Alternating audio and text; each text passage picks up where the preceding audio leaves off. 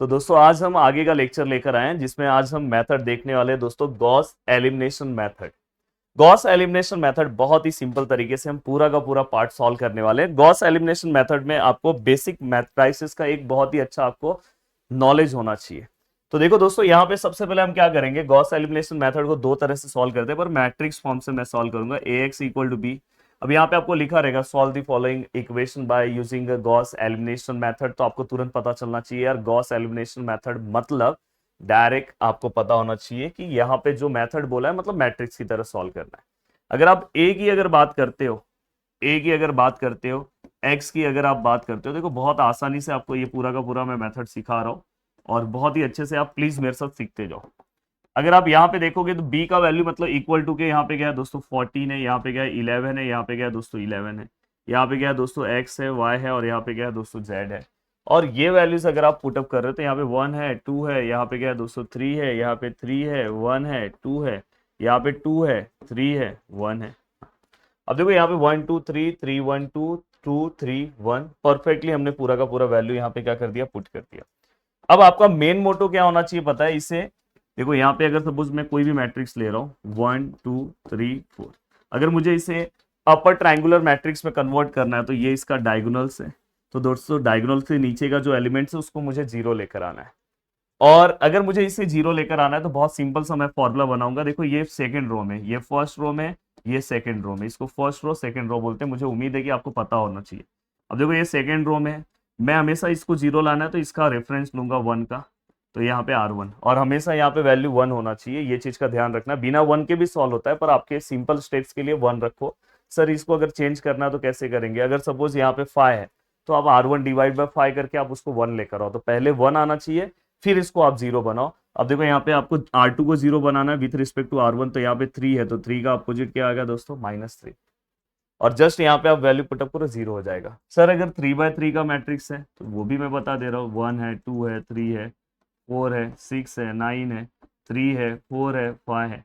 तो दोस्तों इसमें डायगोनल्स ये है। अब ये डायगोनल है तो इसके नीचे के जो भी एलिमेंट्स है दोस्तों, देखो ये वाला एलिमेंट इसे भी जीरो, इसे भी जीरो और इसे भी जीरो। अब देखो ये दोनों को अगर आपको जीरो बनाना है तो इसका हेल्प लोगे, आपने ऑलरेडी ERT मेथड पढ़ा है। और अगर इसको जीरो बनाना है तो पहले आप इसको 1 बनाओ फिर जीरो बनाना। तो चलते हैं दोस्तों 1 by 1 मेथड स्टार्ट करते हैं। बहुत ही अच्छे तरीके से मैं आपके दिमाग में पूरा का पूरा मेथड बता के रख रहा हूँ। और साथ में मैं आपको बताना चाहता हूँ कि अगर आपको एप्लीकेशन के ऊपर से अगर कोर्सेस लेना होगा तो एप्लीकेशन प्रदीप गिरी एकेडमी का हमारा एप्लीकेशन है जिसका लिंक आपको नीचे दिखाई देगा और डिस्क्रिप्शन में। और फटाफट आप जाओ और एप्लीकेशन पे से जाके आप अभी APK के फॉर्म में भी आप उसे डाउनलोड कर सकते हो। और डाउनलोड करके अगर कुछ प्रॉब्लम हो रहा हो तो डिस्क्रिप्शन में हेल्पलाइन नंबर्स है, वहां पे आप कॉल करो, आपको पूरा का पूरा हमारी टीम हेल्प करेगी।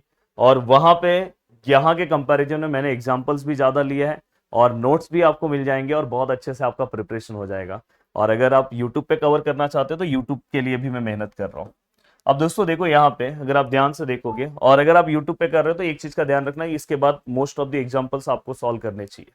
अब देखो मुझे इसे 1 करना है, 1 है, फिर ये दोनों को जीरो करना है। किसको जीरो करना है दोस्तों, R2 को, किसके रिस्पेक्ट में R1 के, यहाँ पे क्या है 3 है, 3 का अपोजिट -3। किसको जीरो करना है दोस्तों, इसके, ये कौन से रो में है, थर्ड रो में, किसके रेफरेंस में दोस्तों R1 के, और यहाँ पे क्या है दोस्तों -2। अब यहाँ पे अगर आप ध्यान से देखोगे तो यहाँ पे कुछ आपको वैल्यूज दिखाई दे रहा है, x है y है z है। और यहाँ पे अगर आप ध्यान से देखोगे तो यहाँ पे अगर आप ध्यान से देखोगे तो दोस्तों देखो ये R1 सेम होगा और यहाँ पे ये देखो ये दो वैल्यूज यहाँ पे क्या आएंगे 0। अब ये वैल्यूज आपको क्या करना है दोस्तों, सॉल्व करना है। इसमें आप अपने कैलसी का पूरा हेल्प ले सकते हो। अगर सपोज मुझे देखो ये सेकंड रो के वैल्यू से सॉल्व करना है तो सेकंड रो का फॉर्मूला हमने क्या बनाया, R2 -3R1, इस फॉर्मूले का हेल्प लेना है। R2 अगर आप ध्यान से देखोगे तो यहाँ के लिए R2 का ये देखो ये सॉल्व करना है तो ये इसमें से वैल्यू लेना है, ये सॉल्व करना है इसमें से लेना है, ये सॉल्व करना है, ये सॉल्व करना है तो इसमें से लेना है, ये चीज का ध्यान रखना है। अब देखो मैं ये सॉल्व कर रहा हूँ तो मेरा R2 का वैल्यू क्या है दोस्तों 1 है, तो 1 -3 R1 क्या है दोस्तों, देखो R1 का वैल्यू क्या है 2 है। तो अगर मैं करूंगा तो 1 देखो 1 -3 × 2, तो फाइनली दोस्तों -5। मुझे पता है कि बहुत सारे कैलकुलेशन आपको डायरेक्ट भी आएंगे, पर आप कैलसी से सॉल्व करोगे तो अच्छा है। अब देखो ये सॉल्व कर रहा हूँ। R2 क्या है दोस्तों, 2 है, और 3 है, और R1 क्या है दोस्तों, 3 है। तो फाइनली अगर मैं देखूँ तो यहाँ पे आंसर कितना है दोस्तों, -7। 11 -3, R1 कितना है दोस्तों, 14। तो यहाँ पे अगर हम आंसर देखें तो -31। अब यहाँ तक की चीजें कवर होने के बाद दोस्तों, अब जस्ट मैं R3 का फॉर्मूला अप्लाई कर रहा हूँ और R3 की चीजों को कवर करने की कोशिश कर रहा हूँ। R3 कितना है दोस्तों, 3 है, माइनस है, 2 है। R1 कितना है दोस्तों, 2 है।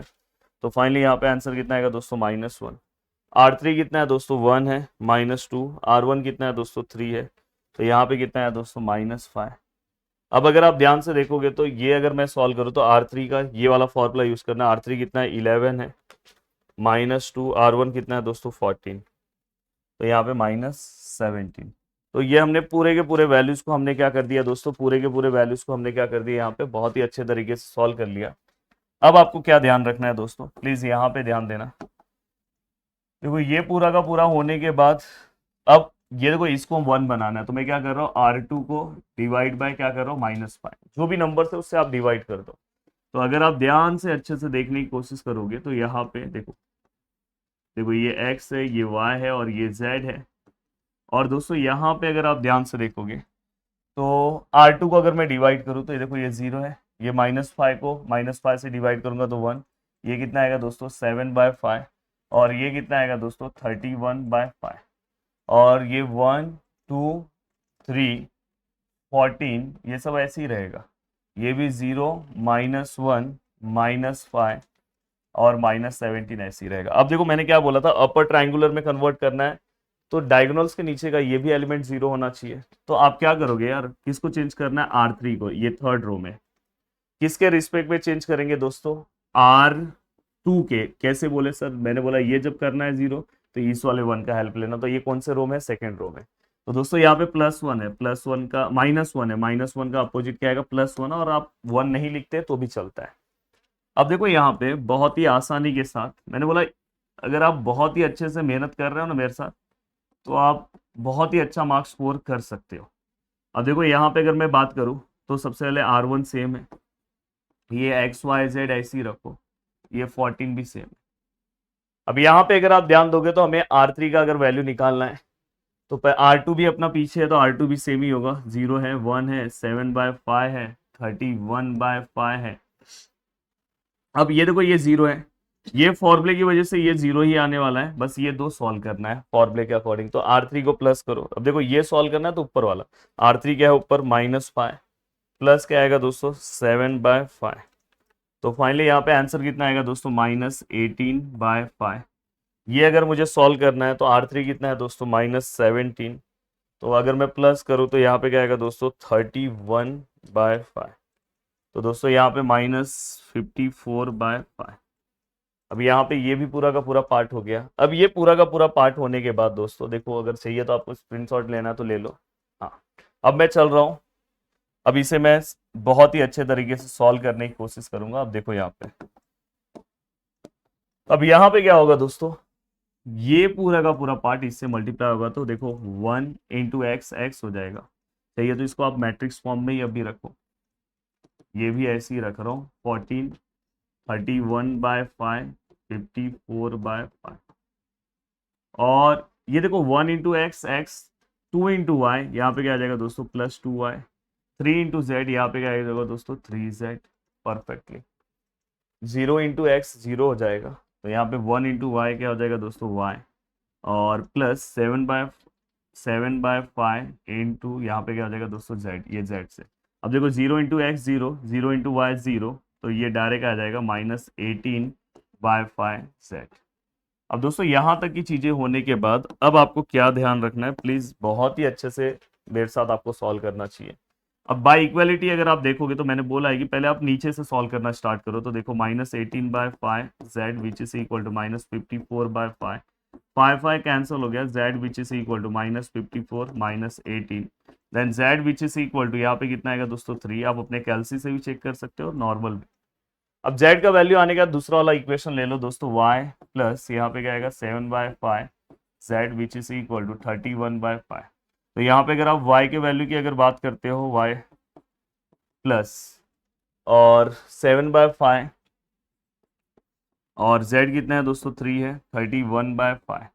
तो y प्लस 7 3 सा कितना होगा दोस्तों 21/5 31/5।